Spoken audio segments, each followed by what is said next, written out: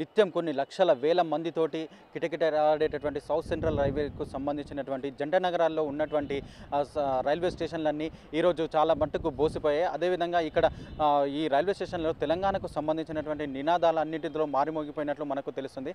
Political JAC ఇచ్చినటువంటి పిలుపులో భాగంగా ఈరోజు జాయింట్ యాక్షన్ కమిటీలో భాగస్వామ్యమైనటువంటి జేఏసీ పక్షాలన్నీ అంటే జేఏసీ పక్షాలు అదేవిధంగా రాజకీయ పార్టీలన్నీ కూడా ఈరోజు రైల్ రోకో కార్యక్రమాన్ని చేపట్టడం జరిగింది. అయితే దీన్ని దృష్టిలో ఉంచుకొని ఈరోజు ఈ రైల్ రోకో కార్యక్రమం జరుగుతుందన్న ఉద్దేశంతో సౌత్ సెంట్రల్ రైల్వేకి సంబంధించినటువంటి అధికారులు నిన్న 31 ఎక్స్ప్రెస్లు అదేవిధంగా 116 ప్యాసింజర్లు అదేవిధంగా 51 దురంతో ఎక్స్ప్రెస్లను రద్దు చేయడం జరిగింది.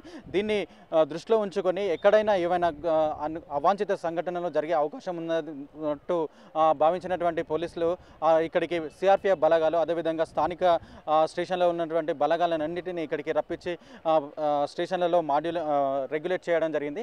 అంటే దీన్ని అందరినీ దృష్టిలో ఉంచుకున్నప్పటికీ కూడా తెలంగాణ వాదులు అదేవిధంగా జేఏసీలో భాగస్వామ్య పక్షాలైనటువంటి పక్షాలన్నీ కూడా వారికి సంబంధంగా అంటే దగ్గరలో ఉన్నటువంటి రైల్వే స్టేషన్లలోకి చేరి అక్కడ వారి ఆశ అయినటువంటి తెలంగాణ ఆకాంక్షను కేంద్ర ప్రభుత్వానికి తెలియజేయాలన్న ఉద్దేశంతో ఖచ్చితంగా వాళ్ళు రైల్ రోకో కార్యక్రమంలో పాల్గొనడం జరిగింది.